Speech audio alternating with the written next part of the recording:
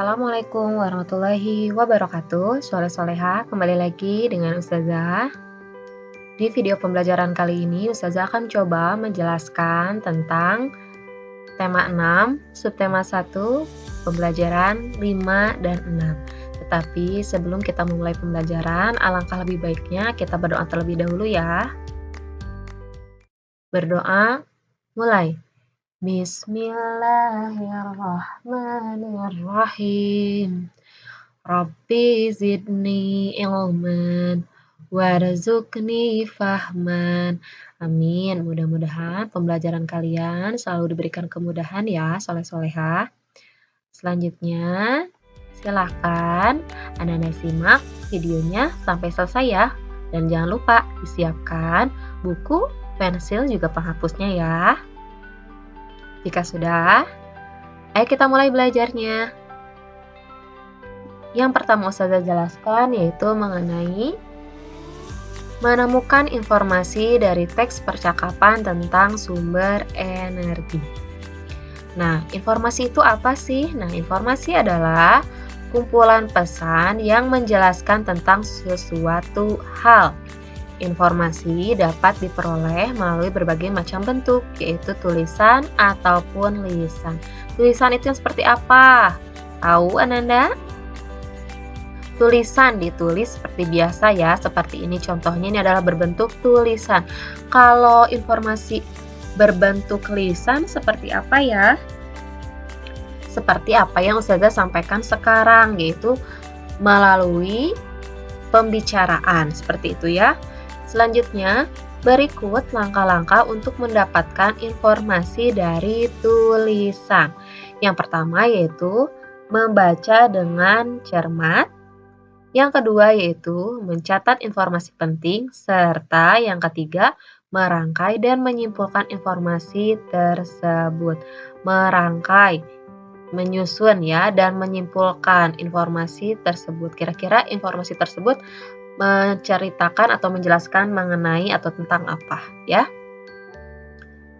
Selanjutnya di sini terdapat sebuah teks yang terdapat pada buku paket Ananda halaman 114 sampai dengan 115. Nah, ini adalah sebuah informasi melalui tulisan ya, berupa tulisan informasinya. Itu terdapat pada buku paket Ananda ya, di halaman 114 sampai dengan 115. Tetapi silakan Ananda perhatikan yang terdapat pada layar HP, laptop ataupun notebook Ananda ya. Kita baca bersama-sama, silakan Ananda baca dalam hati, perhatikan dan dengarkan dengan baik. Di sini terdapat percakapan antara Adi dan Ibu. Adi, Bu, mengapa gas di dalam tabung bisa kosong? Ibu, sebab gasnya digunakan untuk memantik api agar kompor menyala. Saat ini gasnya habis sehingga kompornya tidak bisa digunakan. Jadi, gas merupakan sumber energi dari kompor ya Bu? Betul Adi, gas merupakan salah satu sumber energi.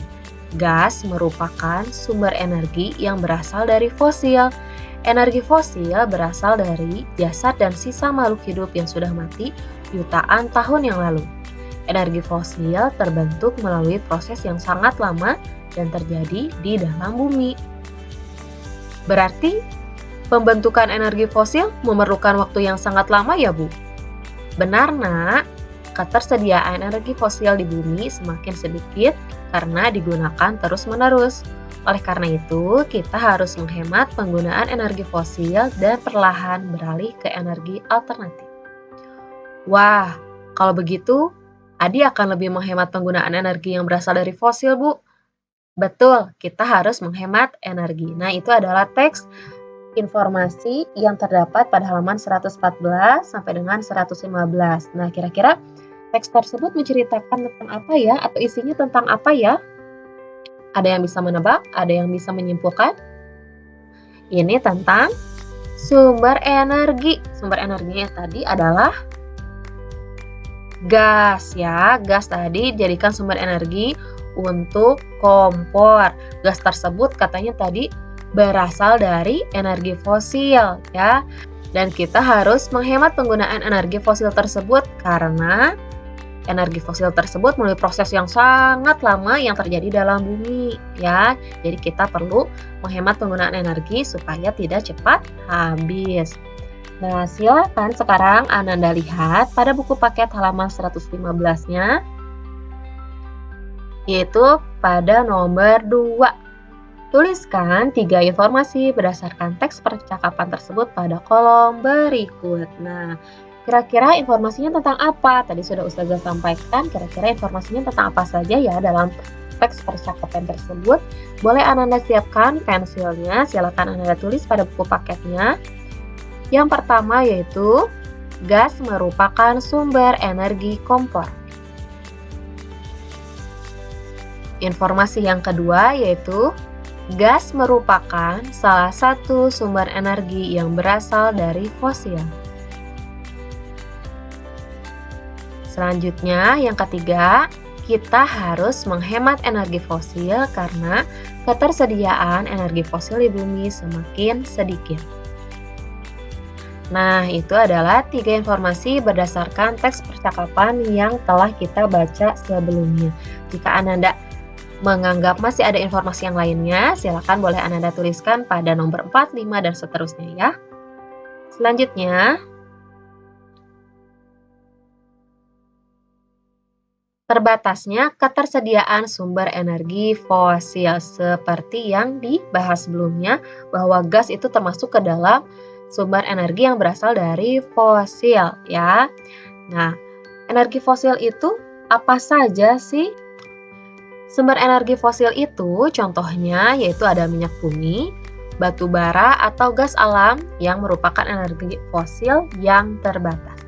Terbatas itu maksudnya adalah memerlukan waktu yang sangat lama bagi sumber energi ini untuk dapat dibentuk kembali seperti yang terdapat pada teks sebelumnya bahwa energi fosil ini dari sisa makhluk hidup yang sudah mati jutaan ataupun ratusan tahun yang lalu. Jadi sulit untuk dibentuk kembali ya, atau dibuat kembali maksudnya. Selanjutnya, oleh karena itu kita harus memenuhi kewajiban untuk menghemat sumber energi yang jumlahnya terbatas. Hal ini karena jika semua sumber energi tersebut habis, kamu akan kesulitan untuk beraktivitas seperti biasa. Ya, jadi kita perlu menghemat sumber energi yang jumlahnya terbatas. Kalau habis tadi katanya aktivitasnya akan kita sulit untuk melaksanakan. Contohnya, jika gas habis, nanti keperluan untuk masak sulit ya. Atau misalkan tadi ada batu bara digunakan misalkan oleh pabrik-pabrik. Nanti produksi pabrik tersebut jadi terhambat karena batu bara yang semakin sedikit. Itu contohnya maksudnya ya. Selanjutnya kita lanjut ke matematika, yaitu mengenal satuan baku waktu, jam, menit, dan detik. Di semester 1 kalian sudah belajar tentang satuan ini ya, satuan waktu, jam, menit, dan detik ya. Tetapi ini adalah satuan baku karena satuan waktu itu terdapat menjadi 2, yaitu satuan baku dan satuan tidak baku. Kalau satuan baku itu ada jam, menit, dan detik. Kalau satuan tidak baku, masih ingat gak apa saja? Contohnya yaitu lama ataupun sebentar ya. Satuan baku waktu yaitu jam, waktu, dan detik. Jam, menit, dan detik maksudnya ya. Selanjutnya, contoh alat ukur waktu yang menggunakan satuan jam, menit, dan detik adalah jam. Nah, ini jam yang sering kalian temui atau kalian gunakan dalam kegiatan sehari-hari ya. Selanjutnya, pada jam analog ada jarum pendek dan jarum panjang. Jam analog itu yang seperti ini ya, soleh-soleha. Biasanya ini terdapat di rumah kalian masing-masing, jam dinding misalnya, ataupun jam tangan pun ada yang seperti ini, jam analog ya. Jadi, dalam jam analog itu ada jarum pendek dan jarum panjang. Jarum pendek dan jarum yang lebih panjang. Jarum pendek pada jam analog menunjukkan waktu jam, sedangkan jarum panjang menunjukkan waktu menit. Dan biasanya juga ada jarum panjang yang terus-terusan berputar biasanya ya, itu menunjukkan jarum detik. Good. Nah, selanjutnya jarum pendek menunjuk antara angka 9 dan 10 nih. Perhatikan gambarnya. Di sini jarum pendeknya yang menunjukkan jam tadi ya, menunjuk antara angka 9 dan 10. 9 dan 10, tanda itu menunjuk angka 6 ya. Jadi jarum pendeknya tadi menunjuk antara angka 9 dan 10, sedangkan jarum panjangnya menunjuk angka 6. Nah, jam di samping dibaca pukul setengah 10 atau pukul 9:30 yang ditulis menjadi pukul 09:30. Apakah Anda masih ingat untuk cara penulisan jam? Jika Anda lupa untuk penulisan jam, Ustazah akan ingatkan lagi ya. Jadi untuk penulisan jam itu adalah karena dalam sehari itu kita ada berapa jam? Ada 24 jam, tetapi dalam jam tidak dituliskan sampai dengan angka 24 ya. Menjadi 12 dikali 2 yaitu 24. Jadi dimulai dari angka 1 sampai dengan angka 12. Dan ketika angka 12 siang ke sana ya sampai malam hari itu berubah menjadi angka 13, 14 tambah 12 tambah 1 tambah 2 tambah 3 tambah 4 tambah 5 tambah 6 tambah 7 tambah 8 sampai dengan tambah 12 menjadi 24 atau biasanya jam 00.00 ya atau jam 12 malam ya. Nah, yaitu seperti yang terdapat pada gambar di sini. Dari jam 12 sampai dengan jam 1 itu menunjukkan waktu 5 menit. Jadi setiap ini nih tanda yang garis lebih panjang ini dari sini ke sini jaraknya itu adalah 5 menit. Dilanjutkan 5 menit, 5 menit, 5 menit ditambahkan. Jadi ini adalah perkalian atau kelipatan 5 ya. 5, 10, 15, 20, 25, 30. Kalau misalkan di angka 11 berarti 5 dikali 11 yaitu 55. Lalu di angka 12 dikali 5 yaitu 60. Makanya silakan Anda hafalkan lagi untuk perkaliannya ya supaya mempermudah Anda untuk mengerjakan soal-soal matematikanya. Nah, selanjutnya perhatikan contoh berikut. Di sini terdapat jam, kita akan coba menuliskan kira-kira ini pukul berapa ya atau jam berapa ya. Nah, silakan Anda perhatikan jarum pendek dan jarum panjangnya. Kira-kira jarum pendeknya ke angka berapa ya? Ke angka 10, hebat. Lalu untuk jarum panjangnya ke angka 2. Nah, sekarang kita hitung kira-kira untuk menitnya berapa menit? Oh, sebelumnya Ustazah mau tanya dulu. Berarti ini yang menunjukkan jamnya yaitu angka 10. Nah, kita akan cari untuk yang menunjukkan menitnya. Karena jarum panjangnya terdapat pada angka 2, kita hitung berarti ada berapa menit ya seluruhnya. 12 ke angka 1 yaitu 5 menit. Dari 1 ke 2 yaitu 10 menit. Maka itu adalah pukul 10, karena ini 10 lebih ya, ini menunjukkan 10 ke 11 ya. Pukul 10 lewat 10 menit ya. Pukul 10 lewat 10 menit. Apabila di pagi hari ditulis 10 titik, jangan lupa titiknya ya, 10. Dan apabila di malam hari ditulis 22.10. Kok 22? Seperti yang Ustazah tadi jelaskan di slide sebelumnya ya. Apabila melebihi angka 12, nanti ketika berputar jarumnya melebihi lagi angka 12 untuk menunjukkan siang ke malam, itu angka 12-nya ditambah dengan angka-angka yang ditunjukkan pada jarum jam yang pendeknya. Contoh misalkan tadi jam 12 sudah melebihi. Lalu ke jarum pendek yang angka 10. Jika malam itu berarti 12 ditambah 10 menjadi 22. Untuk menitnya tetap sama, yaitu 10. Jadi jika di pagi hari ditulis 10.10 dan di malam hari ditulis 22.10. Selanjutnya, perhatikan kembali oleh anak-anak gambarnya. Silakan anak-anak lihat jarum pendek menunjukkan angka 7 ya, lebih ini ya. Selanjutnya jarum panjang menunjukkan angka 11 ya, menunjukkan menit. Berarti untuk jamnya adalah jam 7. Untuk menitnya berapa ya? Coba bisa ditebak nggak sama anak-anak? Berapa sih menitnya? 11 dikali berapa tadi kelipatannya? Dikali kelipatan 5. 11 dikali 5. Ada yang sudah bisa? Good, 55. Nah, 12 ke 1 itu 5 menit.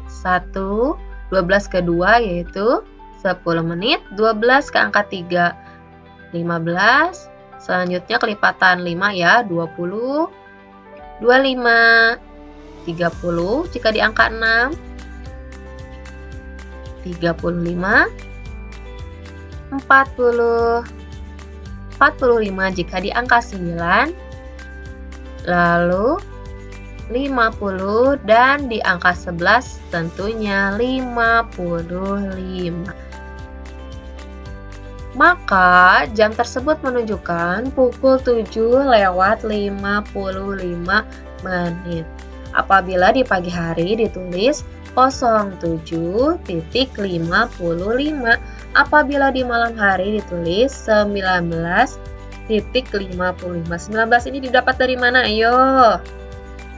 Dari 12 ditambah 7 yaitu 19.55. Untuk 55 menunjukkan menit dan tidak dirubah untuk angkanya ya. Selanjutnya kita akan mempelajari tentang hubungan antar satuan waktu jam, menit, dan detik. Coba yuk kita ingat-ingat lagi. 1 jam sama dengan 60 menit. 1 menit sama dengan 60 detik. 1 jam sama dengan 3.600 detik. Silakan nanti Anda hafalkan untuk ini ya.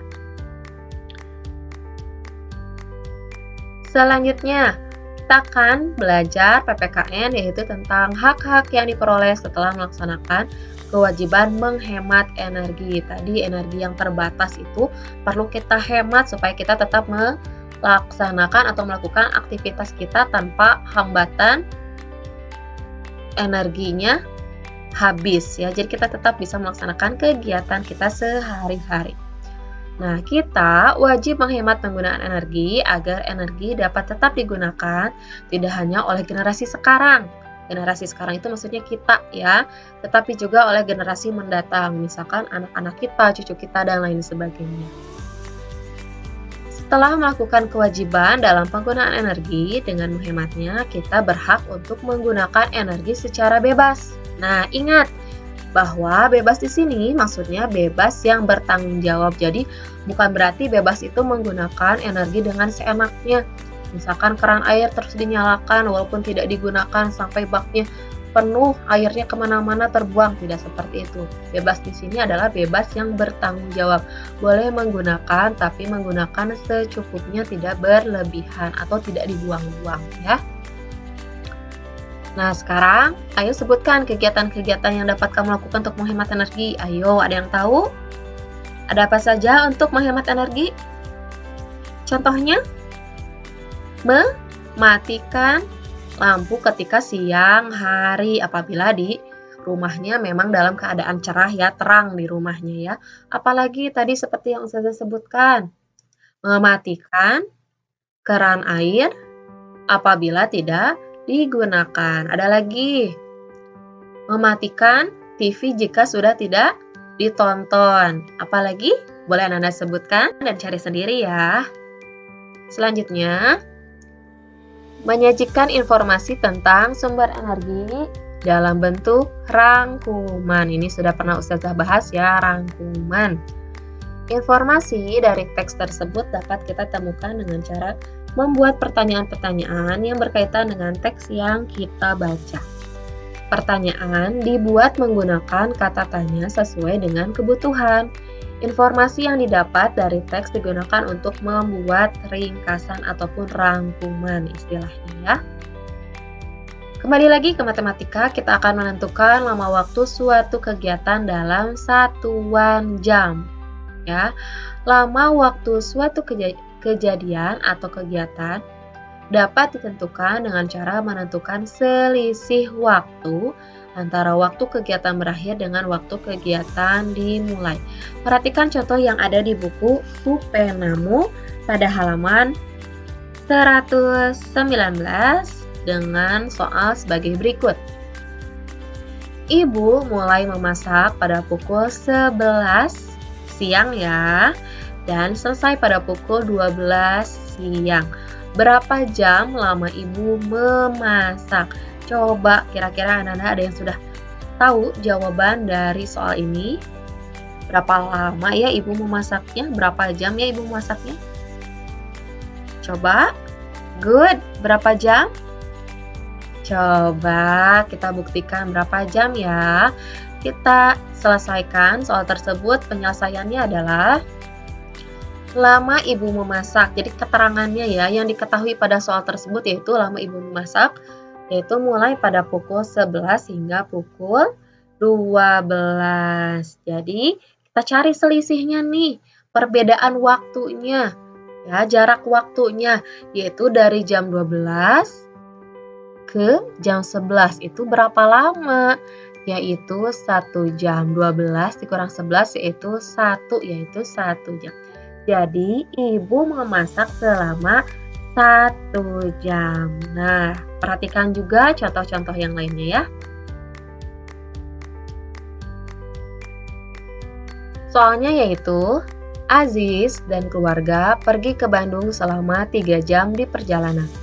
Aziz dan keluarga berangkat pada pukul 7 pagi.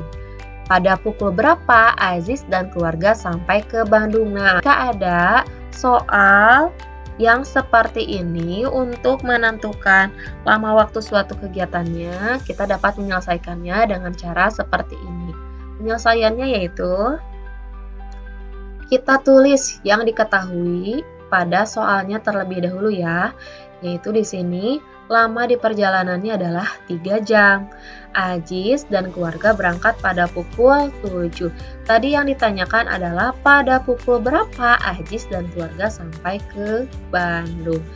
Yaitu dengan cara 07.00 waktunya ditambah 3 jam. 7 itu adalah jam ya. Jadi kita tambahkan 7 ditambah 3. Kita tulis dulu diumpamakan untuk 3 jamnya seperti ini ya, karena angka 7 juga di sini merupakan jam, menunjukkan jam ya. Jadi jam 7 ditambah 3 maksudnya di sini adalah 3 jam ya. Maka hasilnya adalah jam 10. Nah, jadi Aziz dan keluarga sampai ke Bandung yaitu pada pukul 10.00 atau jam 10 pagi. Ada juga contoh yang lainnya, silakan perhatikan dengan baik. Nah, ini soalnya berbeda juga dengan yang sebelumnya, ini ditambah lagi dengan menit ya. Soalnya adalah seperti ini. Kakak belajar selama 1 jam 20 menit. Kakak mulai belajar pada pukul 08.00 atau jam 8 pagi. Pada jam berapa kakak selesai belajar? Coba anak-anak ingat, kira-kira yang perlu kita tulis apa dulu ya? Yaitu penyelesaiannya. Yang harus kita tulis dalam penyelesaian adalah yang kita ketahui pada soal tersebut. Yang kita ketahui adalah lama kakak belajar yaitu selama 1 jam 20 menit. Dan kakak mulai belajar pada pukul 8. Yang ditanyakan adalah pada jam berapa kakak selesai belajar, berarti ini dikurang atau ditambah ya? Ditambah ya, karena yang ditanyakan adalah selesainya jam berapa. Nah, caranya yaitu jam 8 ditambah 1 jam 20 menit ya, yaitu 08.00 ditambah 1 jam 20 menit. Kita tulisnya seperti ini aja ya.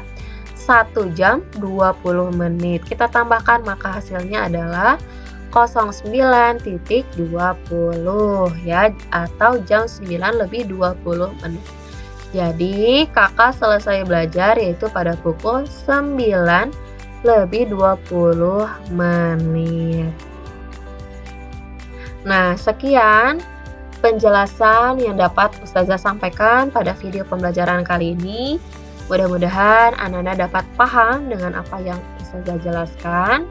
Tapi jangan lupa untuk tetap berusaha untuk tetap belajar dan semangat walaupun masih belajar di rumah saja ya, soleh-solehah. Jangan lupa untuk mengerjakan setiap tugas yang diberikan ya. Wabillahi taufiq wal hidayah. Wassalamualaikum warahmatullahi wabarakatuh.